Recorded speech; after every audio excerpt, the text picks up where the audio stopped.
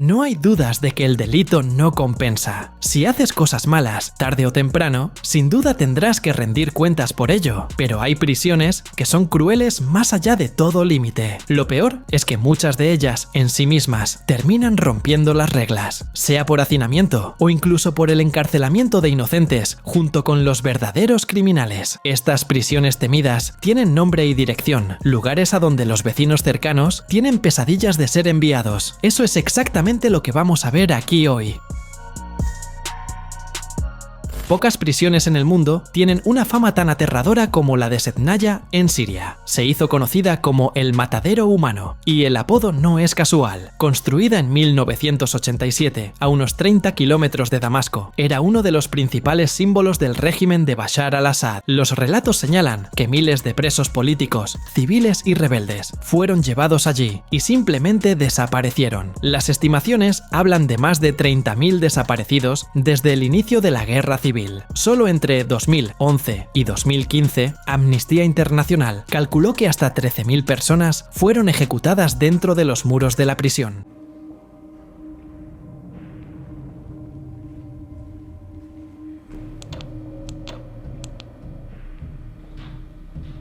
Sednaya fue diseñada para ser impenetrable. Varios portones, torres de vigilancia, muros altos e incluso una ala subterránea para celdas de aislamiento. Quien entraba difícilmente salía con vida. Testigos contaron sobre prácticas inhumanas, desde castigos físicos y psicológicos hasta ejecuciones masivas. El régimen usaba el aislamiento geográfico del lugar para actuar sin testigos. Durante años casi no hubo imágenes del interior. Organizaciones de derechos humanos llegaron a recrear el espacio en 3 dimensiones, basándose en relatos de sobrevivientes. Solo en 2024, la prisión fue finalmente tomada por fuerzas rebeldes. Allí dentro, encontraron prisioneros en condiciones tan graves que muchos estaban al borde de la asfixia, atrapados en celdas subterráneas sin ventilación. Hoy, Sednaya sigue siendo recordada como uno de los lugares más brutales jamás administrados por un gobierno. Un símbolo de hasta dónde puede llegar la represión cuando no hay límites.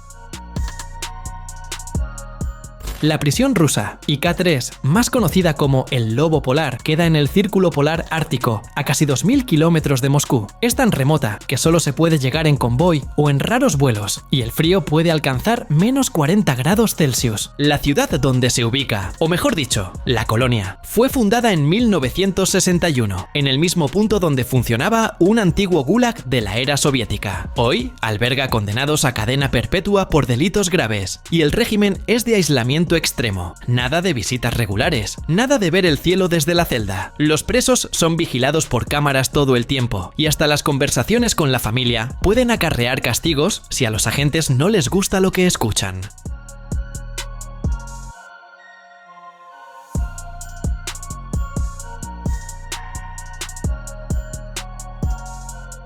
Fue en esta prisión donde Alexei Navalny, principal opositor de Vladimir Putin, pasó sus últimos meses. Tras desaparecer durante 2 semanas, reapareció justamente en esta prisión donde enfrentaba confinamiento solitario frecuente, frío constante y reglas absurdas, como la cama que quedaba fijada a la pared durante el día, impidiendo el descanso. Defensores de derechos humanos afirman que hasta el clima se usa como forma de castigo. En invierno, hielo y oscuridad. En primavera, nubes de mosquitos. Quienes han estado allí dicen que es imposible olvidar. Lo más aterrador es que esta colonia forma parte de un sistema que desciende directamente de los campos de trabajo forzado de la Unión Soviética. Un recordatorio de que, en ciertos lugares, la prisión puede ser mucho peor que la muerte misma.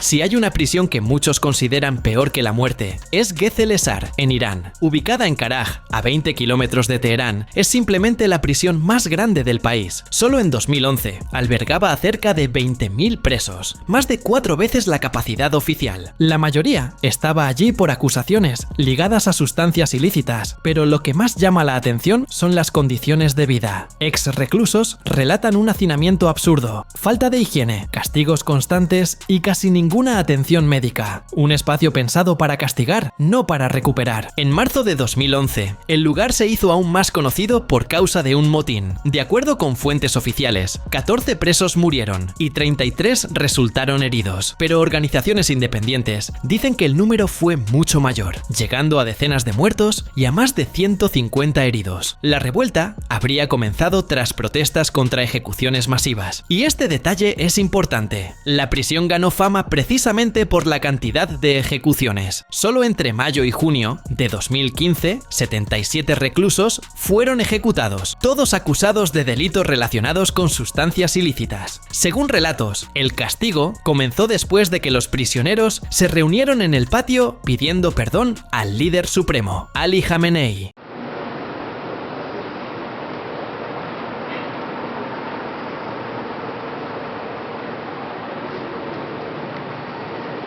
Hasta hoy, Ghez el-Ezzar sigue siendo uno de los mayores símbolos de la represión del régimen iraní. Para muchos que pasaron por allí, sobrevivir ya era una victoria diaria, porque dentro de esos muros cada día parecía una sentencia sin fin.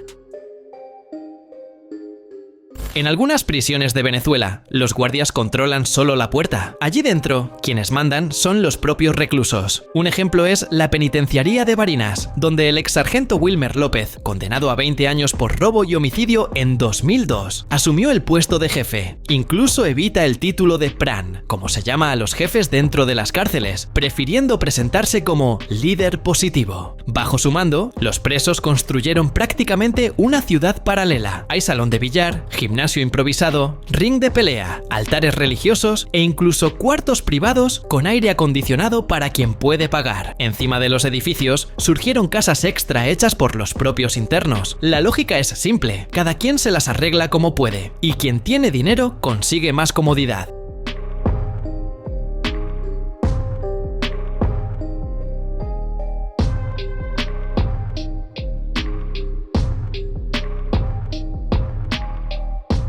Los guardias solo entran 2 veces al día para contar a los presos. En el resto del tiempo, el orden lo garantizan hombres armados, elegidos por el propio López. Incluso montaron un detector de metales improvisado, algo que ni los policías de la entrada tenían. Lo que parece surrealista es que, en medio de tanta improvisación, reina una especie de ley interna, en la que cada preso debe hacerse cargo de sus actos y respetar la estructura creada. Pero claro, la violencia y las disputas por poder siguen ocurriendo. En 2011, por ejemplo, un motín en el complejo de El Rodeo, cerca de Caracas, terminó con decenas de muertos y obligó al gobierno a usar a miles de soldados para retomar el control. Estas cárceles muestran claramente que, en algunos lugares, el castigo no es solo perder la libertad, sino vivir en un mundo donde la ley la deciden los propios criminales.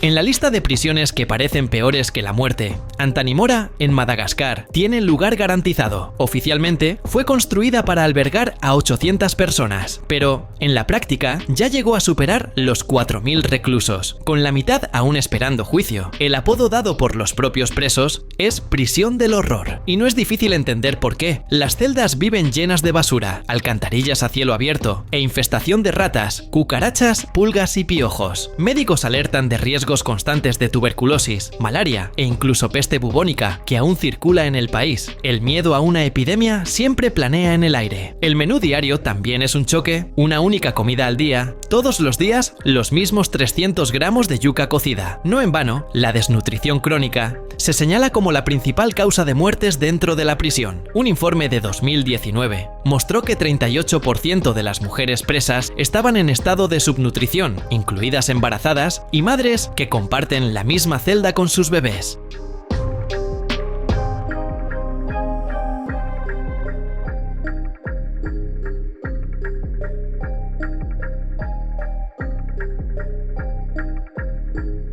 El sistema es tan precario que solo existe un médico para todos los presos. Faltan medicinas básicas, como el paracetamol, y, por la falta de personal, algunos reclusos terminan convirtiéndose en guardias improvisados, controlando tareas e incluso recibiendo sobornos para llevar comida y dinero a sus compañeros. Organizaciones humanitarias piden cambios desde hace años, pero poco ocurre. Mientras tanto, quien cae en Antanimora necesita enfrentar no solo la pena, sino también la lucha diaria contra el hambre, las enfermedades y un ambiente que parece hecho para quebrar cualquier esperanza.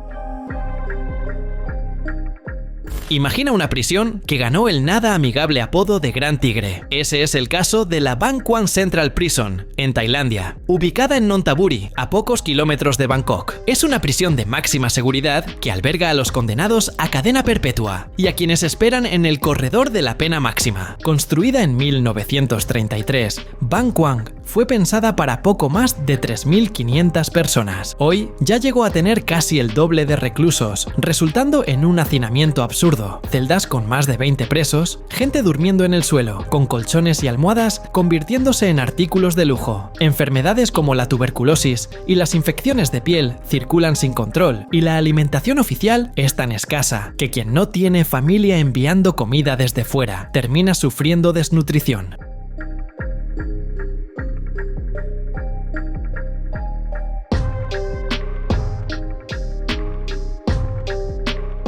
Las reglas también son duras. Durante décadas, todos los presos tenían que usar grilletes en las piernas todo el tiempo. Solo en 2013 parte de ellos fue retirada, en un proyecto piloto. Pero para quienes esperan la pena de muerte, la realidad sigue siendo dura. Las ejecuciones fueron primero por espada, luego por pelotón de fusilamiento y, desde 2003, por inyección letal. La última ocurrió en 2018. Bangkwang también es famosa por albergar a muchos extranjeros, presos por tráfico, fraude o contrabando, sin hablar de que ya fue escenario de motines violentos, como los de 1974 y 1985, que terminaron con incendios, destrucción y tragedias incontables. No es de extrañar que los presos extranjeros apodaran el lugar como el Bangkok Hilton, pero claro, es solo ironía. No hay nada que recuerde a un hotel en este sitio que se considera una de las cárceles más temidas del mundo.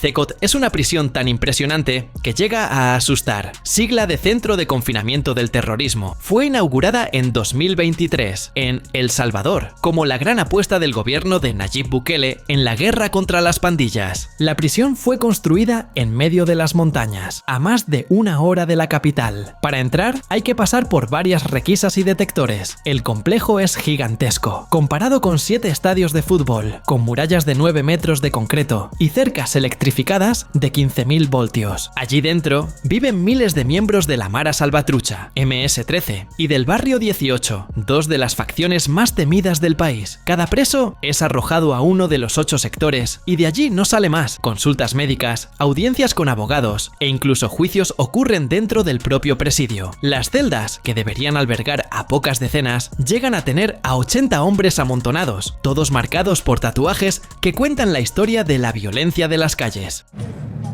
They have to wash their clothes on their own.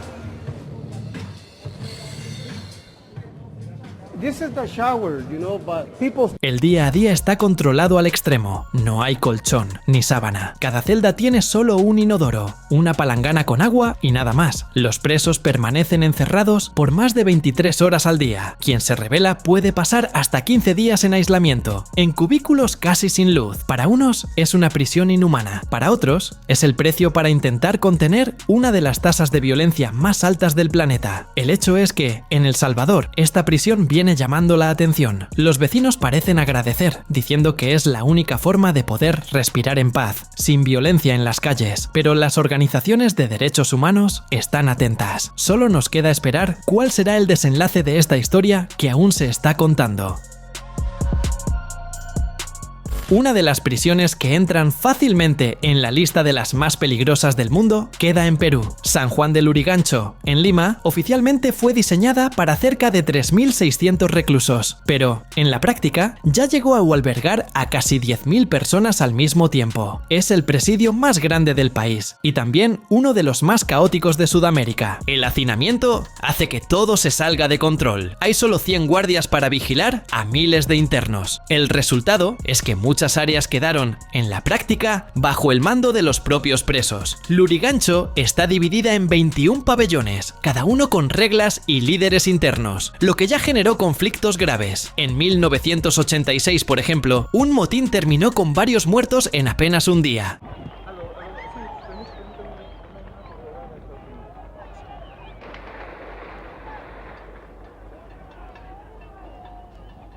Además de la violencia, el cotidiano está marcado por la falta de higiene, enfermedades y condiciones precarias. Quien no tiene contactos fuera del presidio enviando dinero sufre aún más. Este complejo es tan insano que ya se vio de todo, desde protestas gigantes hasta escenas bizarras, como cuando 1200 presos se reunieron para bailar reggaetón en un intento de batir un récord mundial de aeróbic colectivo. Pero la imagen más común es la de motines. En 1997, 5000 presos se levantaron contra la dirección, reclamando por las transferencias de líderes a otros presidios y por las malas condiciones. La policía respondió con gas lacrimógeno y disparos. No es de extrañar que muchos digan que sobrevivir en Lurigancho exige más suerte que cumplir la pena en sí. En esta prisión, cada día es una dura batalla.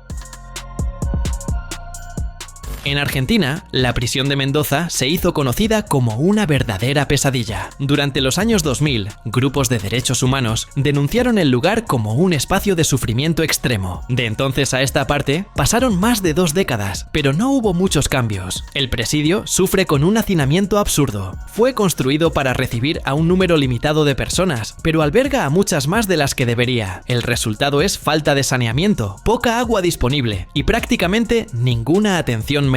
El ambiente es como un barril de pólvora, a punto de explotar con la menor chispa. Peleas y agresiones entre presos suceden con frecuencia, mientras que los agentes penitenciarios muchas veces no consiguen, o ni siquiera quieren, controlar la situación.